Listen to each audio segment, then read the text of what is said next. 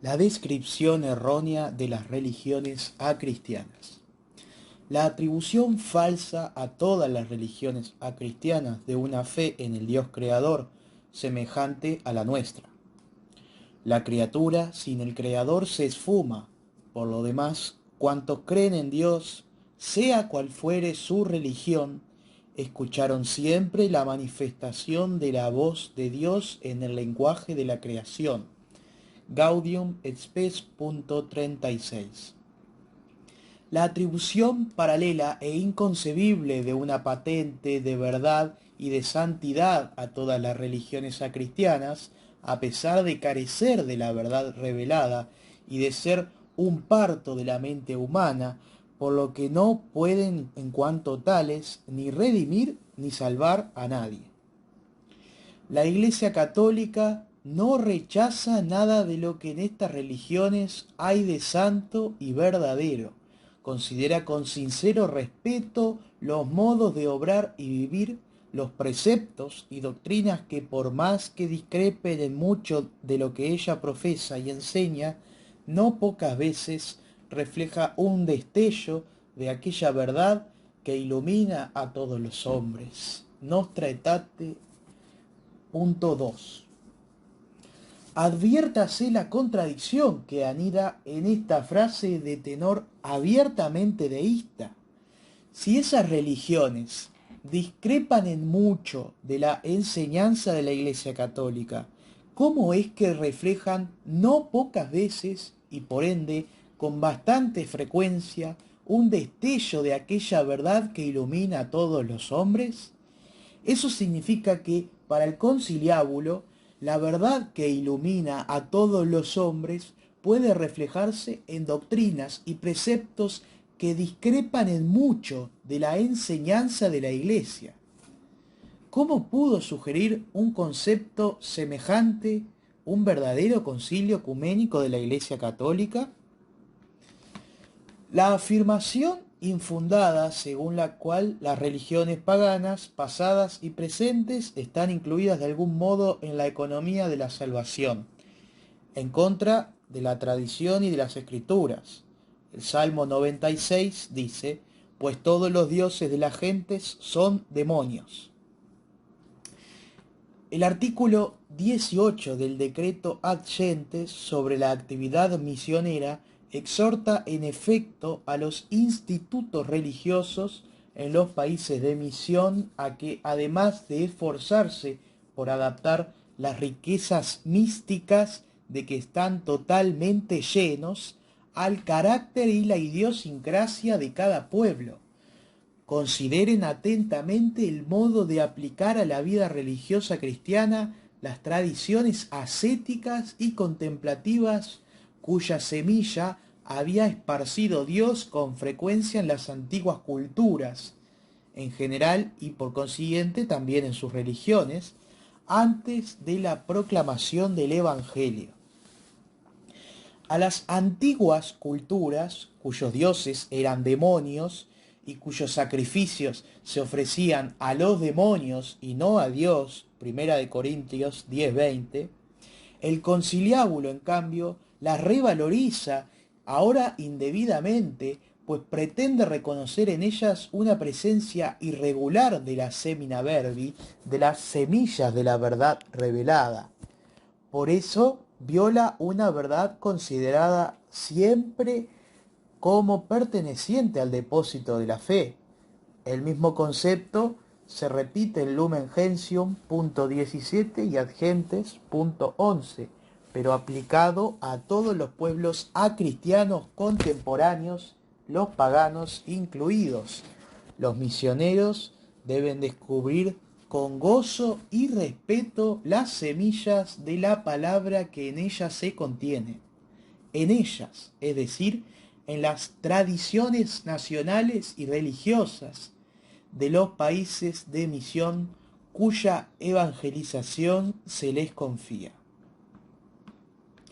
La descripción falsa del hinduismo, porque se escribe que en él los hombres investigan el misterio divino y lo expresan mediante la inagotable fecundidad de los mitos y con los penetrantes esfuerzos de la filosofía y buscan la liberación de las angustias de nuestra condición, ya sea mediante las modalidades de la vida ascética, ya sea a través de profunda meditación, ya sea buscando refugio en Dios con amor y confianza.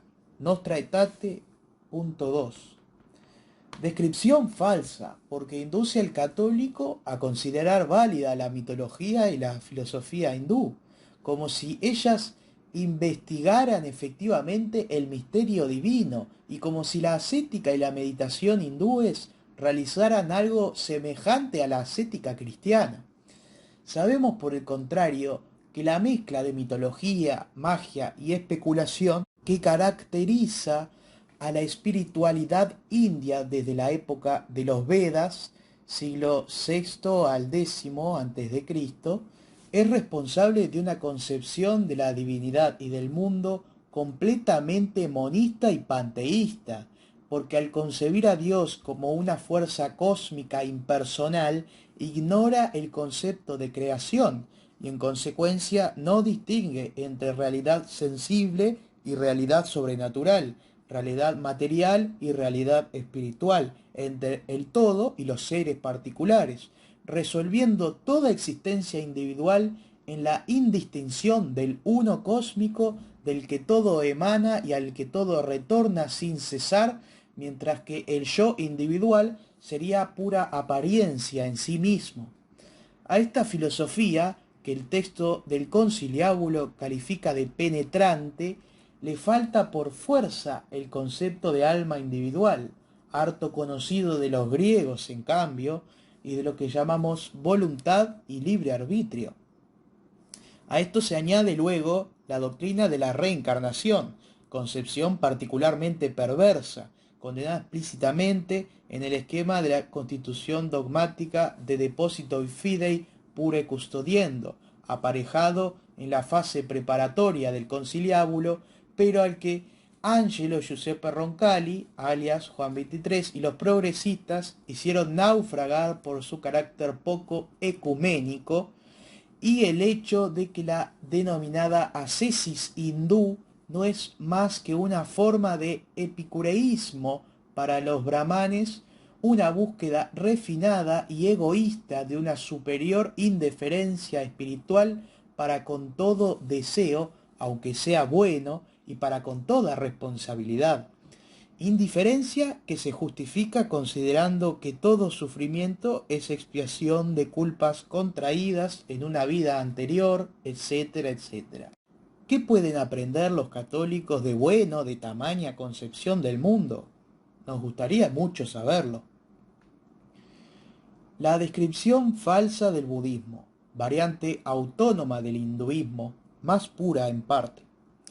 En efecto, escribe el Conciliábulo que en el budismo, según sus varias formas, se reconoce la insuficiencia radical de este mundo mudable y se enseña el camino por el que los hombres, con un espíritu devoto y confiado, pueden adquirir ya sea el estado de perfecta liberación, ya sea la suprema iluminación, por sus propios esfuerzos o apoyados en un auxilio superior. Nostra Aetate, punto 2. Se delinea aquí la imagen de un budismo a la de Lubac, revisado y corregido para que pueda gozar del aprecio de los católicos ignaros, quienes no saben que la insuficiencia radical de este mundo la encuadran los budistas en una auténtica metafísica de la nada, según la cual el mundo y el yo son existencias ilusorias y aparentes, y no meramente caducas y transeúntes, pero harto reales, como para el cristiano. Para el budista, todo se compone y se descompone al mismo tiempo.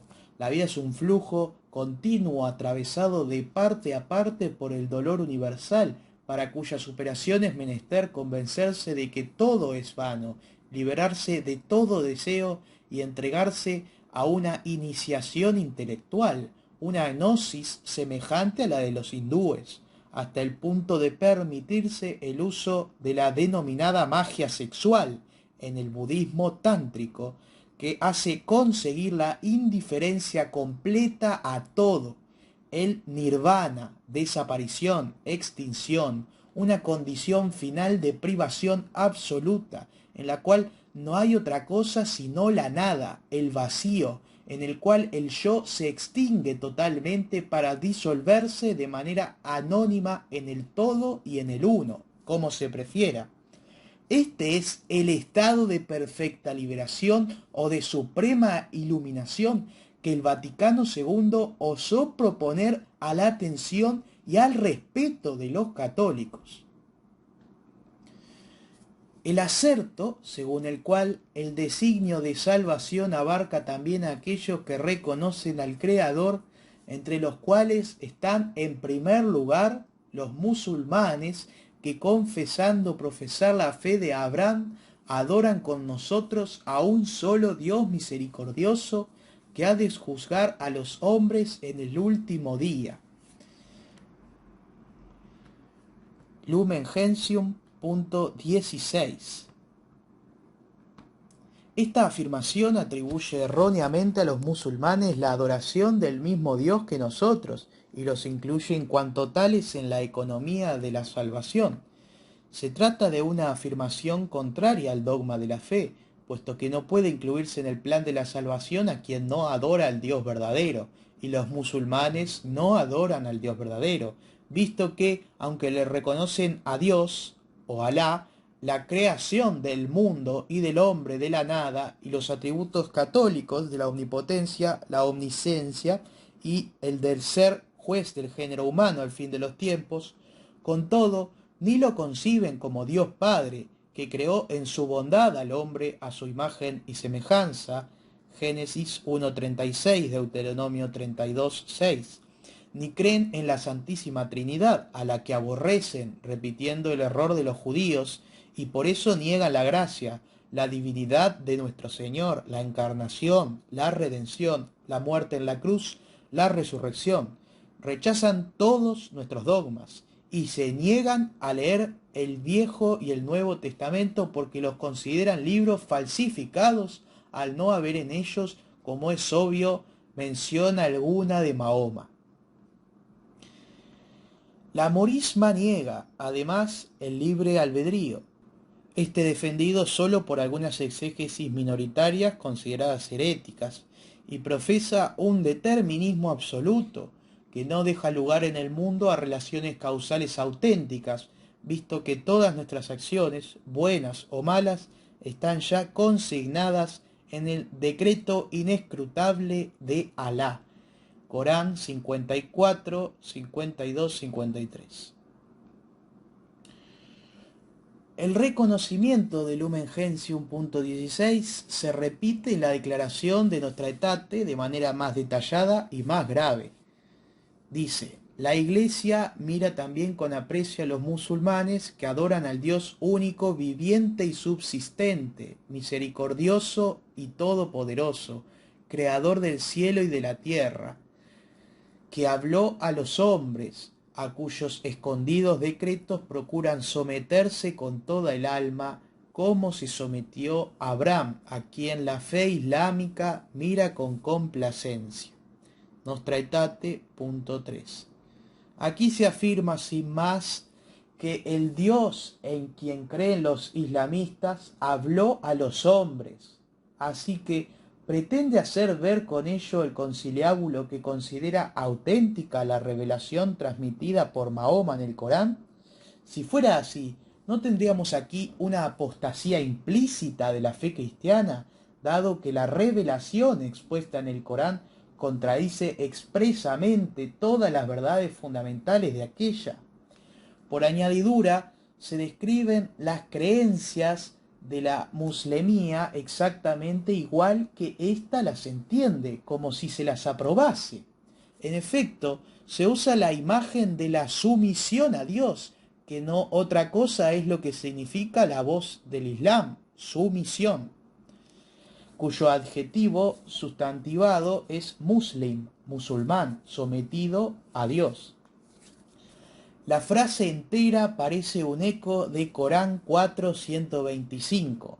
¿Quién es mejor tocante a religión que quien se somete a Dios, hace el bien y sigue la religión de Abraham, que fue Hanif?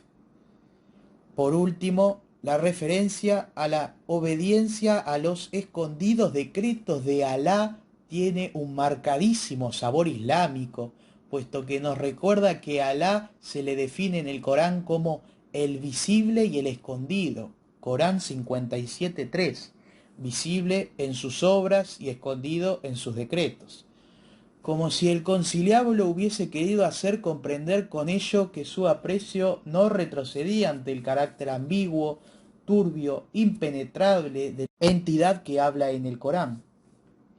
El elogio del Vaticano II a la fe de Abraham profesada por los musulmanes, como si constituyese una característica que los acerca a nosotros, oculta a la verdad, ya que como se sabe, el Abraham del Corán, embebido de elementos legendarios y apócrifos, no coincide con el Abraham verdadero, que es obviamente el de la Biblia, visto que el Corán le atribuye a Abraham un monoteísmo denominado puro, es decir, antitrinitario, anterior al judeo-cristiano, que Mahoma, en cuanto profeta árabe, descendiente de Abraham por la línea de Ismael, fue llamado por Dios a restaurar, liberándolo de las presuntas falsificaciones de hebreos y cristianos.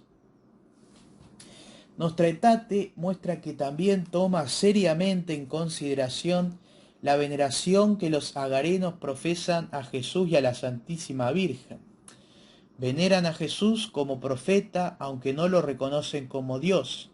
Honran a María, su madre virginal, y a veces también la invocan devotamente. Nostra Aetate .3.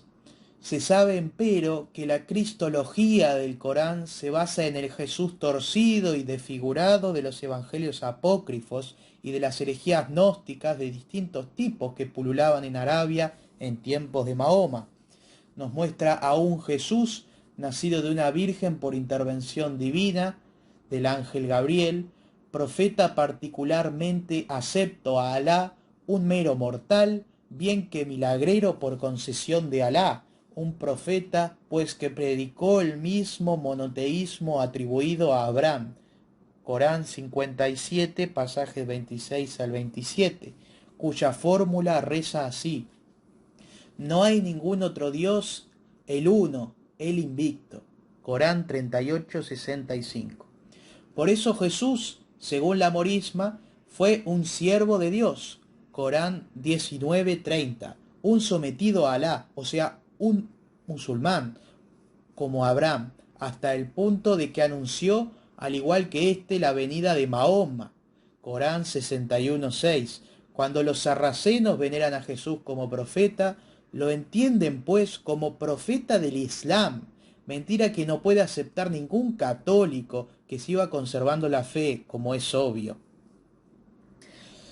Tocante a la veneración islámica de la Santísima Virgen, a quienes a veces los moros invocan devotamente, fuerza es precisar que constituye un culto irrelevante, de fondo supersticioso, un culto que en cualquier caso se rinde a María en cuanto madre de un profeta del Islam, no en cuanto madre de Dios, un culto desde luego ofensivo para oídos católicos.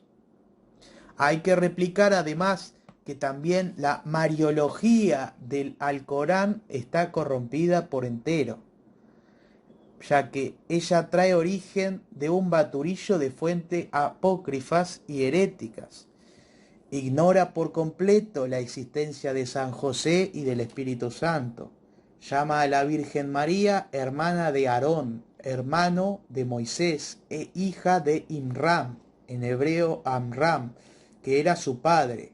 Números 26:59, confundiéndola nada menos que con María la profetisa, Éxodos 15:20, que vivió alrededor de 12 siglos antes de Cristo.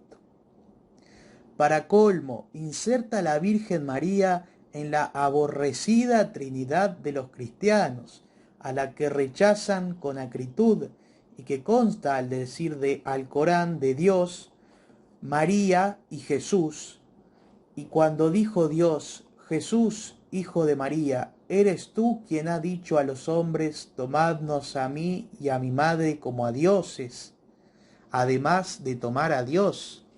Dijo Jesús: gloria a ti. ¿Cómo voy a decir algo que no tengo por verdad? Corán 4, 171. Si lo hubiera dicho, tú lo habrías sabido. Tú sabes lo que hay en mí, es decir, cómo pienso, pero yo no sé lo que hay en ti. Tú eres quien conoce a fondo todas las cosas ocultas. Corán 5, 116. Por remate de todo, nuestra etate parece loar a los agarenos y señalarlos como ejemplo a los católicos, porque esperan además el día del juicio, cuando Dios remunerará a todos los hombres resucitados. Por tanto, aprecian la vida moral y honran a Dios, sobre todo con la oración, las limosnas y el ayuno, razón por la cual el conciliábulo exhorta a todos a que, olvidando lo pasado, es decir, las no pocas desavenencias y enemistades entre cristianos y musulmanes que surgieron en el transcurso de los siglos, procuren con sinceridad comprenderse mutuamente, defender y promover unidos a la justicia social, los bienes morales, la paz y la libertad para todos los hombres. Nostra Aetate, punto 3. También aquí se tuerce con violencia el significado de los hechos históricos, porque se reducen artificiosamente a meras desavenencias y enemistades, las luchas sangrientas, largas y cruentas, fe contra fe, que hubimos de sostener a lo largo de los siglos para rechazar el asalto del Islam. Además, también se pasan por alto las diferencias abismales que median entre la escatología católica y la islámica, la carencia de una verdadera visión beatífica, la carnalidad del paraíso, la eternidad de las penas infernales solo para los infieles, por no mencionar la incompatibilidad absoluta de su concepción de la vida moral y del culto con la nuestra. El Islam es una religión que, además de admitir instituciones moralmente inaceptables como la poligamia, con todos sus corolarios, pretende garantizar la salvación nada más que con solas las prácticas legales del culto. Constituye, pues, una religión exterior y legalista, aún más que el fariseísmo, condenado por nuestro Señor a boca llena en Mateo 6:5. Todo eso se pasa en silencio para invitarnos a una colaboración imposible con la morisma, aunque solo sea porque ésta no da a las expresiones justicia social, paz, libertad, etc. Otro significado que el que puede inferirse del Corán y de la Asuna, lo que dijo e hizo Mahoma, según los ha entendido la interpretación ortodoxa a lo largo de los siglos. Un significado islámico absolutamente distinto del nuestro. Por poner un ejemplo, la morisma agarena no entiende la paz ni siquiera la manera del usurpador papal actualmente reinante, al no admitir que los islamistas puedan vivir bajo los infieles. Dividen el mundo en dos, la parte donde domina el Islam y todo el resto, forzosamente enemigo hasta que se convierta o someta. La comunidad islámica se considera siempre en guerra con ese resto del mundo, de ahí que la paz no sea para ella un fin en sí, que permita la convivencia de estados y religiones diversos. No es más que un medio dictado por las circunstancias que obligan a pactar armisticios con los infieles. Debe gozar de una duración limitada, no más de 10 años, y la guerra debe reanudarse siempre que se pueda. Constituye una obligación moral para el agareno de cuño jurídico religioso hasta la infalible victoria final, la instauración de un Estado islámico mundial. Nota: la afirmación según la cual los moros adoran al Dios único, etc., parece justificarla el conciliábulo citando en nota la carta personal de agradecimiento que San Gregorio VII, papa desde el 1073 al 1085, le escribió en el 1076 a Anasir, emir de Mauritania, quien se había mostrado bien dispuesto para con ciertas peticiones del Papa y generosos respecto de algunos prisioneros cristianos que había restituido. El Papa le decía al emir que tal acto de bondad le había sido inspirado por Dios, quien exige amar al prójimo y lo requiere especialmente de nosotros y vosotros, que creemos en el mismo Dios, al cual confesamos de modo distinto, que alabamos y veneramos a diario al Creador de los siglos y Rector de este mundo.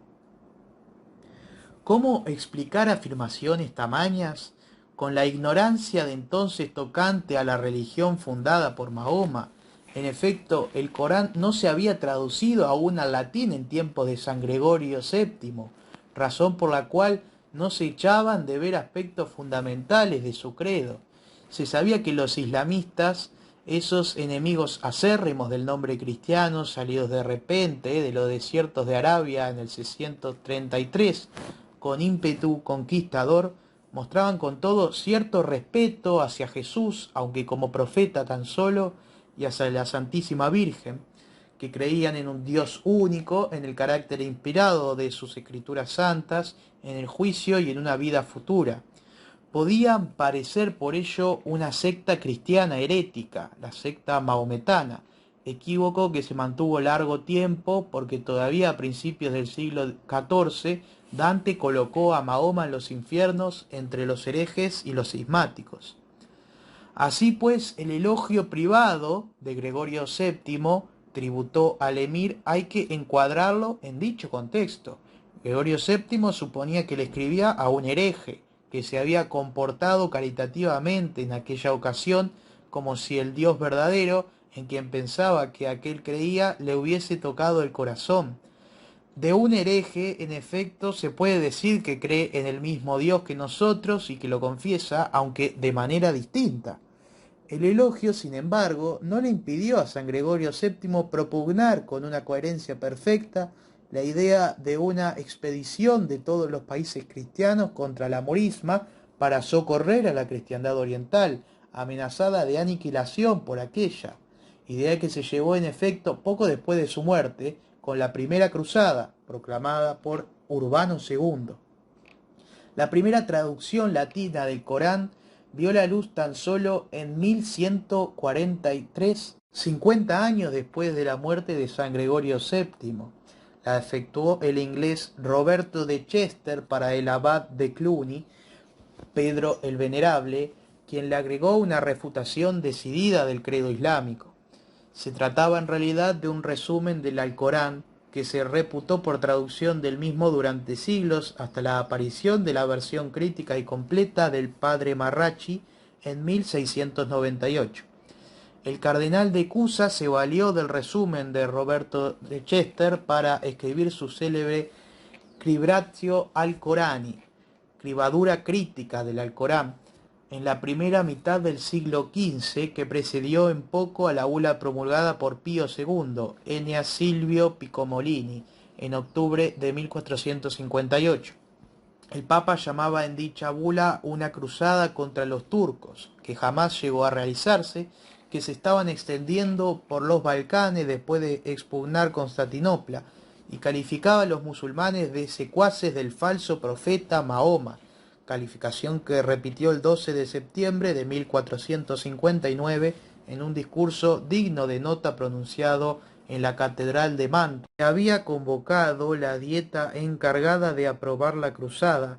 En dicho discurso motejó otra vez de impostor a Mahoma, diciendo que si no se detuviera al sultán Mehmed, una vez subyugados todos los príncipes de Occidente, derrocaría el Evangelio de Cristo e impondría a todo el mundo la ley de su falso profeta. He aquí pues una condena lisa y llana del Islam y de su profeta por boca del magisterio pontificio, una vez removido el error que reputaba el credo agreno por herejía cristiana.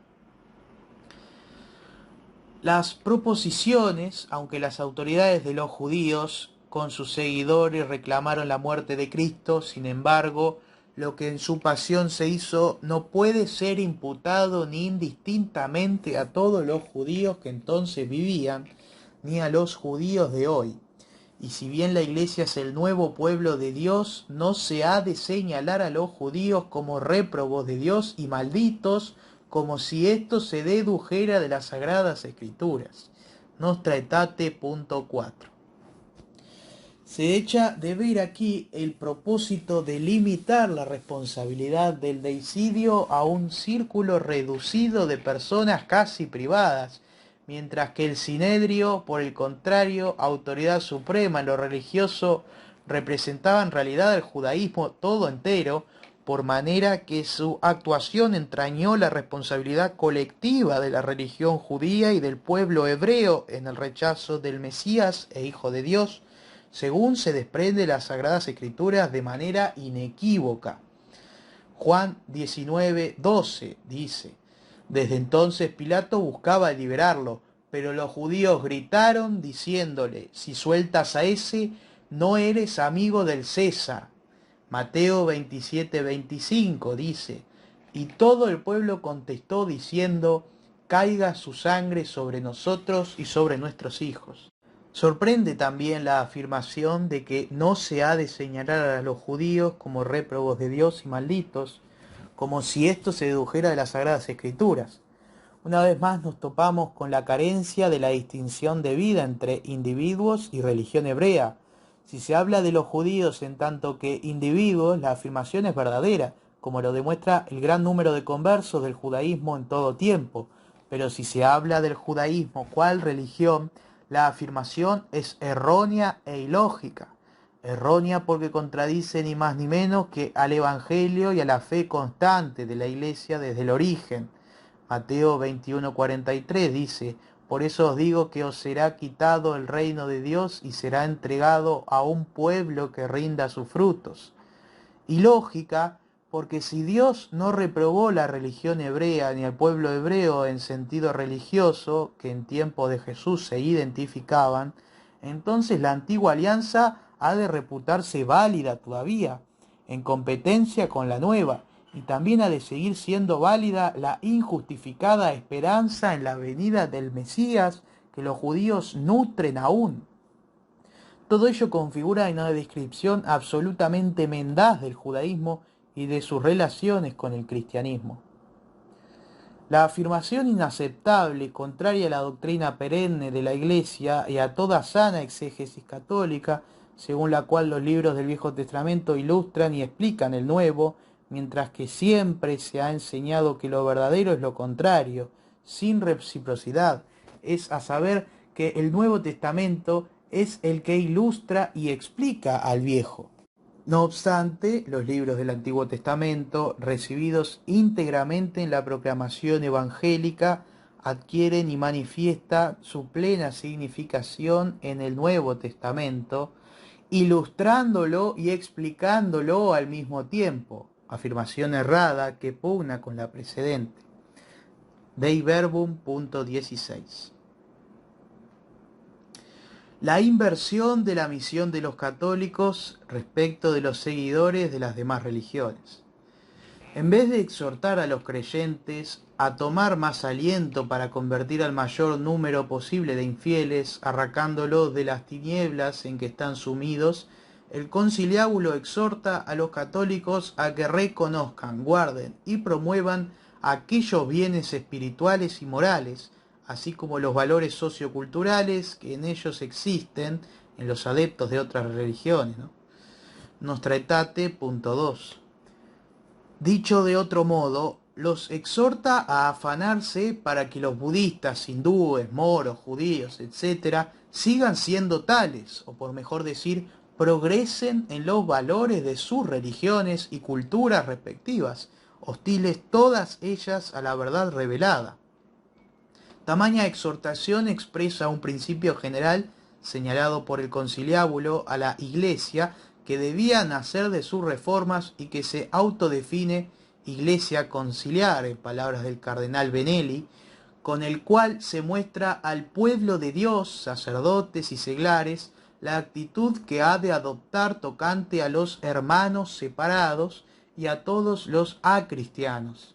Esta exhortación pastoral y otras semejantes, por ejemplo, Lumen Gentium .17, Gaudium et Spes .28, Unitatis Redintegratio .4, traicionan sin rebozo la orden impartida a los apóstoles por Jesús resucitado.